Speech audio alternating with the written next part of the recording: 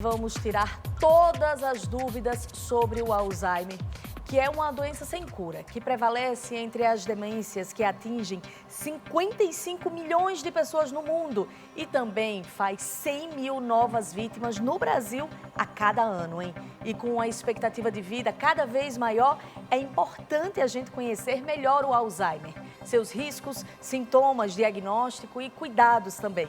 E é isso que nós vamos fazer a partir de agora, com a ajuda do nosso médico especial, Dr. Antônio Spreuser, né, Tícia? Pois é, doutor, eu queria já começar perguntando para você como que começa o Alzheimer numa pessoa? Bom, a doença de Alzheimer é uma doença degenerativa cerebral e progressiva. E é muito importante a gente saber por que se chama doença de Alzheimer. É um médico alemão, Aloysius Alzheimer, ou Aloy Alzheimer, que em 1901 ele acompanhou uma paciente num asilo de Frankfurt, na Alemanha. Ele cuidava dela porque ele é psiquiatra e patologista. Então ele acompanhava essa paciente. E ela morreu 5 anos depois.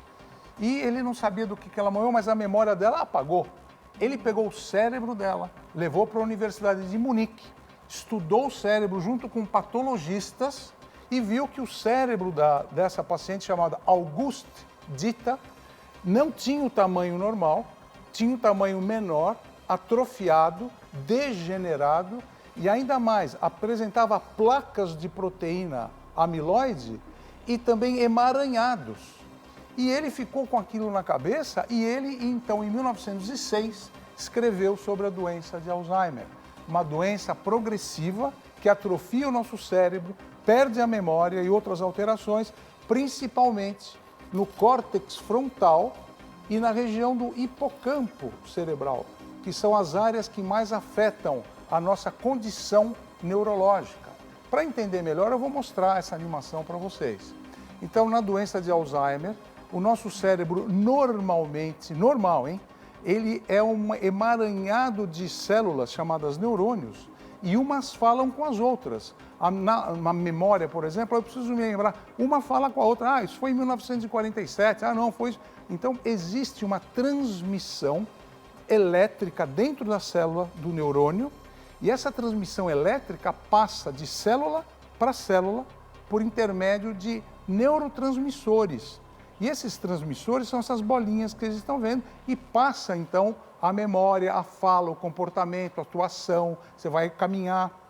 Na doença de Alzheimer, existe uma produção dessas proteínas e emaranhados que não deixam agora, olha lá, essas proteínas não deixam o impulso passar.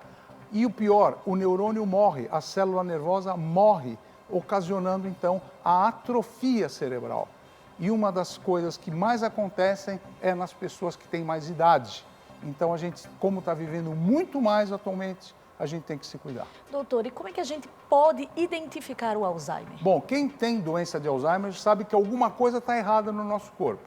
Vai querer falar uma coisa, não fala, vai querer lembrar, não lembra. Então, a doença de Alzheimer, ela tem etapas. E uma das primeiras etapas é a alteração da memória.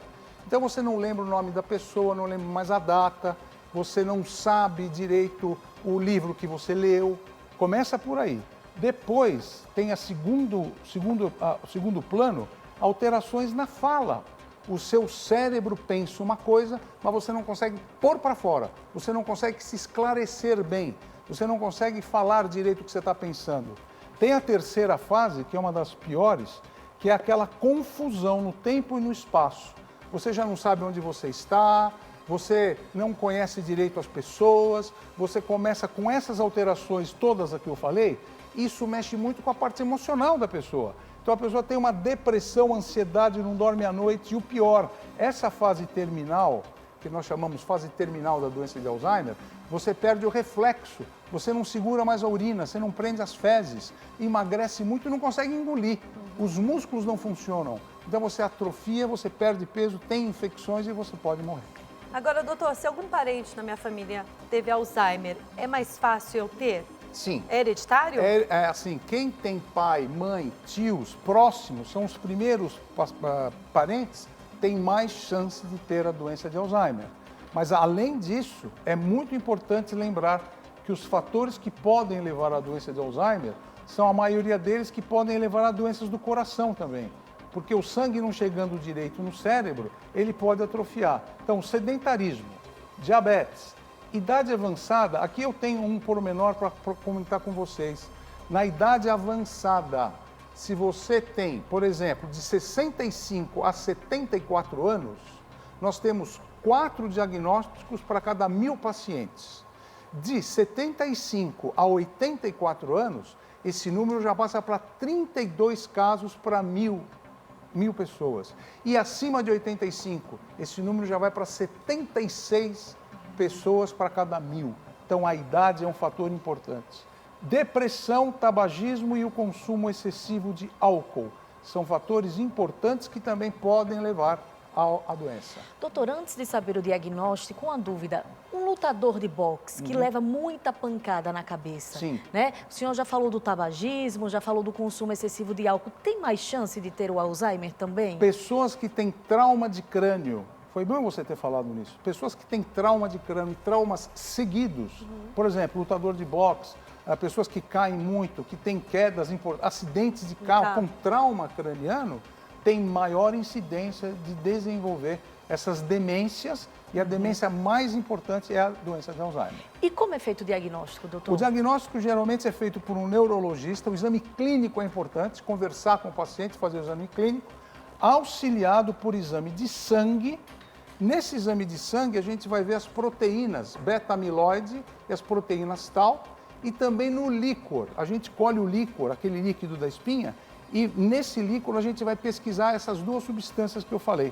Além disso, exames de imagem, a ressonância magnética e o PET scan neurológico ajudam muito a identificar áreas que eu mostrei lá no cérebro da anatomia do Alzheimer. E finalmente, um dos mais importantes é o teste neurocognitivo. E esse teste é realizado com auxílio de uma equipe e cada dia nós fazemos perguntas. Por exemplo, eu vou dar um exemplo. Por favor, desenha no meu relógio 10 para as 2. Então, a pessoa que tem a demência e doença de Alzheimer, ela vai e ela faz isso aqui, ó. Ela não consegue identificar, o cérebro não consegue mostrar o que é 10 para as 2. Então, todas essas alterações fecham o diagnóstico de doença de Alzheimer. Agora a gente sabe que o Alzheimer não tem cura, né, doutor? Não. Agora, tem algum tratamento para aliviar esse agravamento da doença? Sim, para tentar bloquear a progressão. Retardar um pouco, O que a gente pode fazer? A gente pode mexer no estilo de vida da pessoa. Então, fazer atividade física, caminhar, pedalar, fazer musculação, ajudar, né? E um ponto importante é terapia ocupacional. É a que a dona Bernadette faz. Leitura, tocar um instrumento, conversar com as pessoas, dançar. Manter o cérebro em Manter atividade. o cérebro em atividade. Outro ponto importante é a família e os cuidadores anotarem tudo num diário.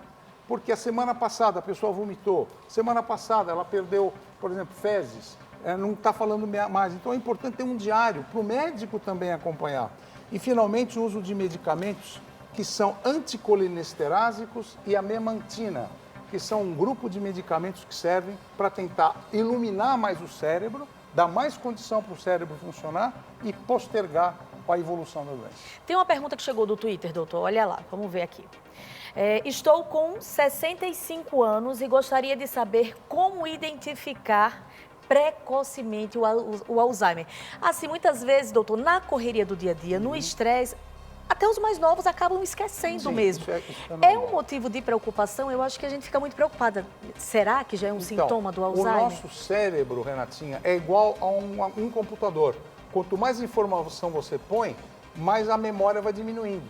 Então, por isso que você tem que deletar muitas informações do teu dia a dia. Guardar só o que é muito importante para você. Ter uma válvula de escape muito boa. Respondendo a pergunta do nosso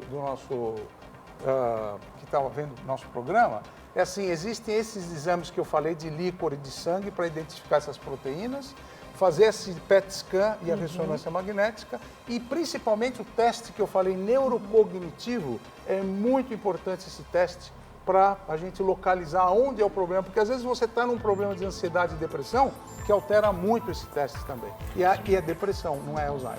Tem que tomar cuidado, tem que se cuidar. Muito Claro, obrigada, é um doutora prazer, Schneusser. viu? É um Olha, prazer estar gente, com vocês o aqui. doutor ele vai responder todas as perguntas que vão chegando, né, através das nossas redes sociais, assim que acabar o programa, né, doutor? Obrigado, Obrigada, viu? viu? Obrigado. Obrigada, doutor.